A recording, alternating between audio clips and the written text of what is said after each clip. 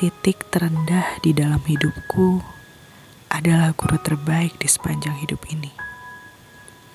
Sebab tanpa adanya fase tersebut, aku tak akan seperti aku hari ini. Aku pernah mengalami titik di mana kehidupanku berubah drastis. Semua harus kumulai dari angka 0. Segala harapan dan ekspektasi sirna. Kebahagiaan dan keceriaan sedikit demi sedikit mulai memudar. Selamat datang di titik terendah kami. Saya Sisiliani dan beberapa kawan-kawan akan menceritakan titik terendah versi cerita kami masing-masing. Selamat mendengarkan cerita kami. Hai, gue Angger. Gue mau cerita sedikit tentang pengalaman self-healing gue.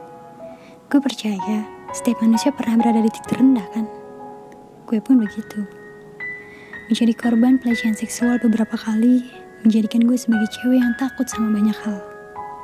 Gue takut naik kendaraan umum, gue takut ada di tempat yang ramai, gue takut kemana-mana sendiri. Gue pun jadi sangat membatasi kontak fisik sama teman-teman lawan jenis. Kadang kalau ingat kejadian itu, rasanya pengen banget menghilang. Karena gue merasa gak ada satupun tempat di bumi yang aman. Sampai sekarang rasa insecure itu masih ada. Bahkan kadang lebih parah. Kalau udah begitu, gue akan sebisa mungkin sembunyi. Entah itu sembunyi dari siapa. Atau biasanya gue nonaktifin beberapa sosmed untuk menghindari perhatian. Menjauhin orang atau hal yang nge-trigger gue untuk ingat kejadian-kejadian buruk itu lagi. Dan buat teman-teman yang juga ngalamin struggle yang sama kayak gue mohon jangan nyalain diri kalian sendiri ya. Karena itu sama sekali bukan salah kita. Kita sama-sama yuk untuk berusaha lupain kejadian buruk itu. Walau susah, kita harus tetap berusaha kan. And don't forget to be stronger every day ya, princess. Halo, nama gue Fadil. Di sini mungkin gue nggak akan cerita panjang soal perjalanan gue di tahun 2020 karena bakal panjang banget dan bakal sakit banget buat gue inget. Tapi yang jelas gue bakal nyampein ke kalian bahwa tenang aja, kalian gak sendirian. 2020 ini mungkin udah cukup banyak air mata kita yang terkuras.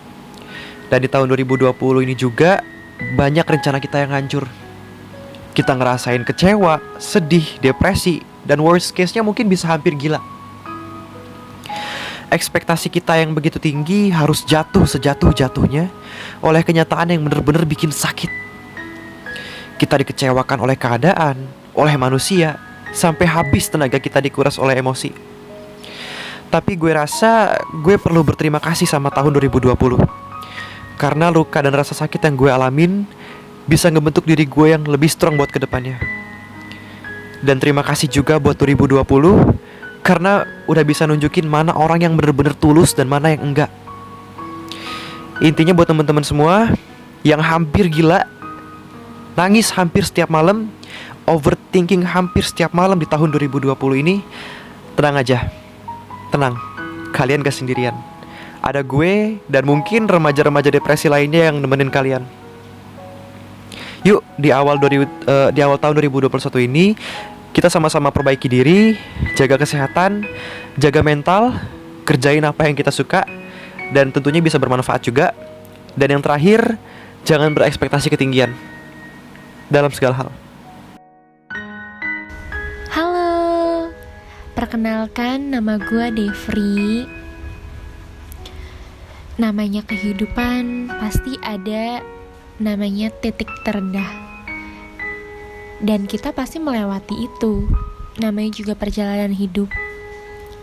Nah, gue pernah di fase dimana gue merasa gue tuh lagi down banget.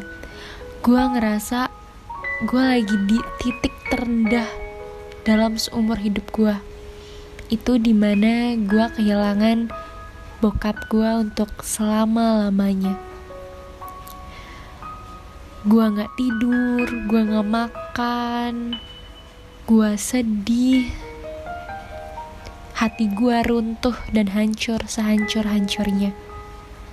pasti ini bakal relate banget sama kalian yang mungkin ditinggalin bokap atau nyokap kalian.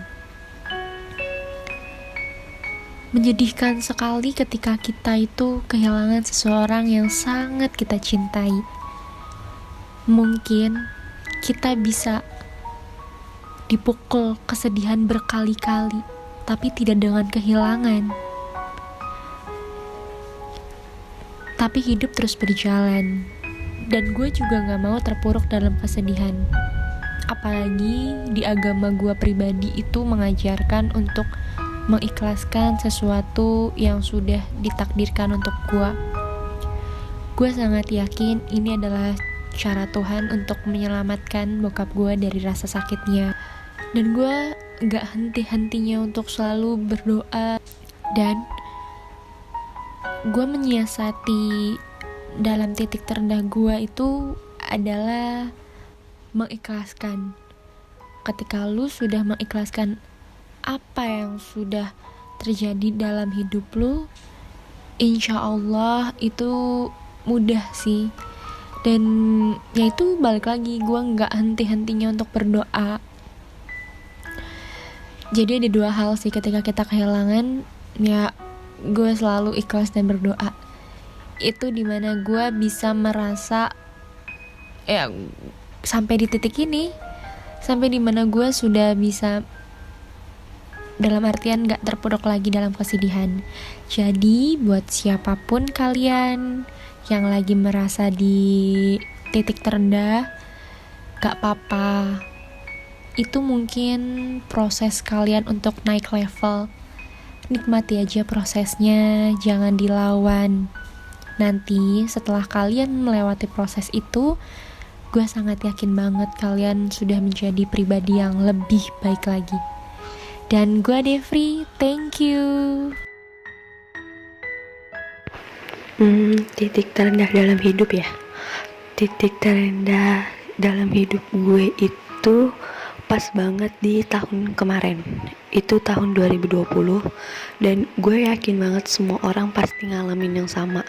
Kayak semua masalah itu pasti datangnya barengan.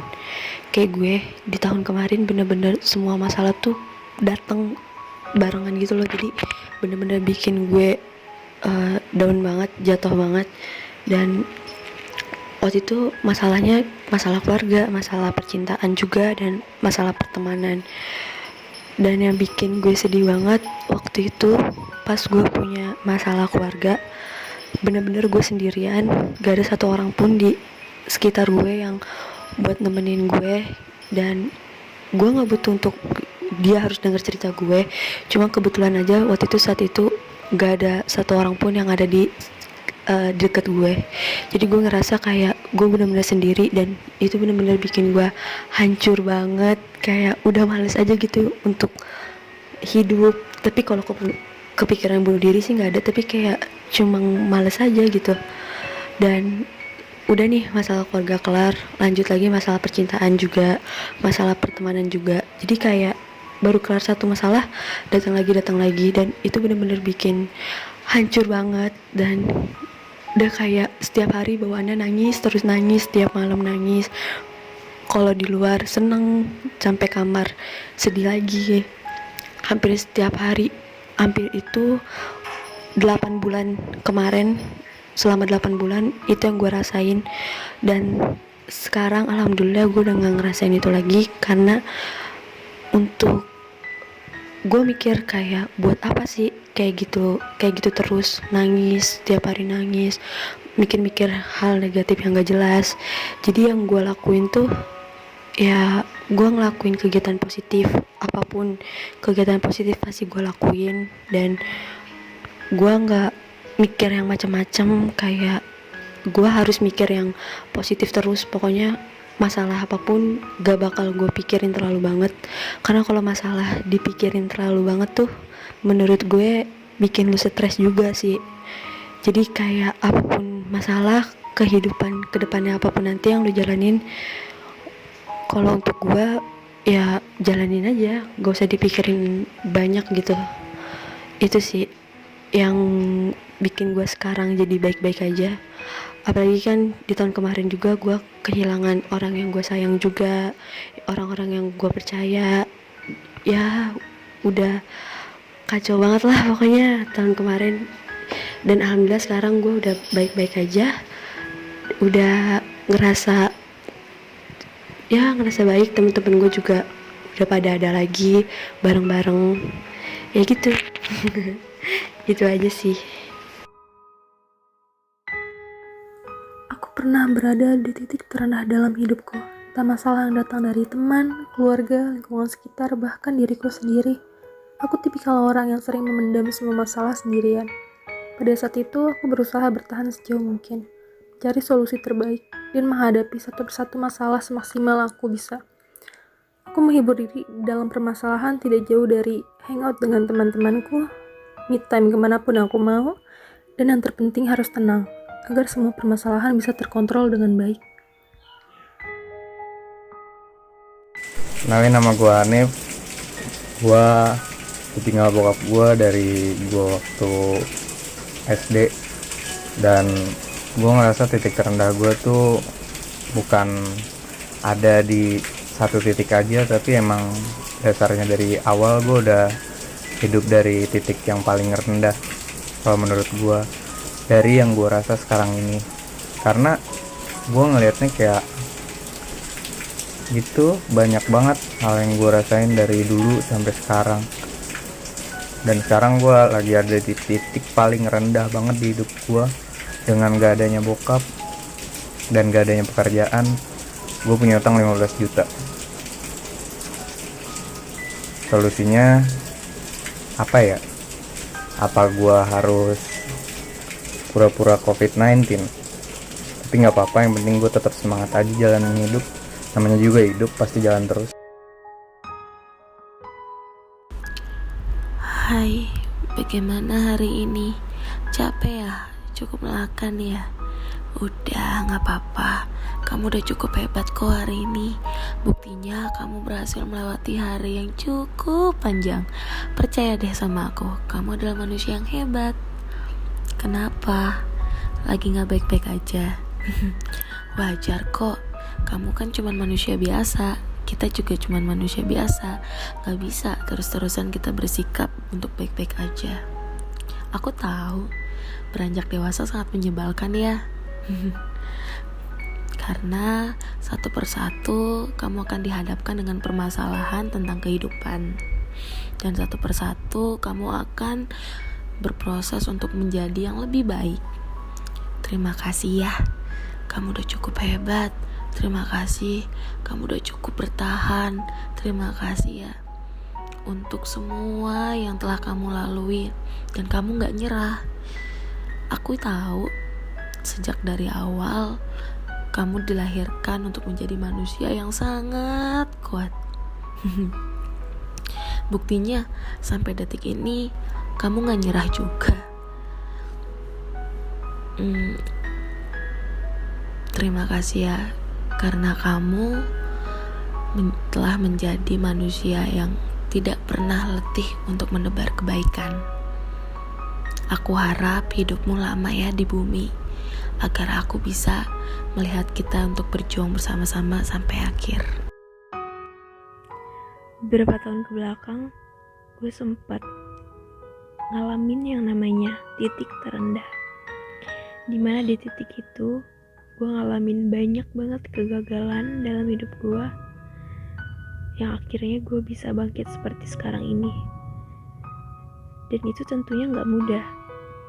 Banyak banget hal yang gue laluin, dan cara healing gue, salah satunya itu gue survive, gue mencari jati diri gue. Dan yang penting, gue ketemu sama banyak banget orang baru yang ngajarin pelajaran hidup buat gue. Dan itu sangat berarti banget buat healing gue yang bisa bangkit dari titik terendah itu.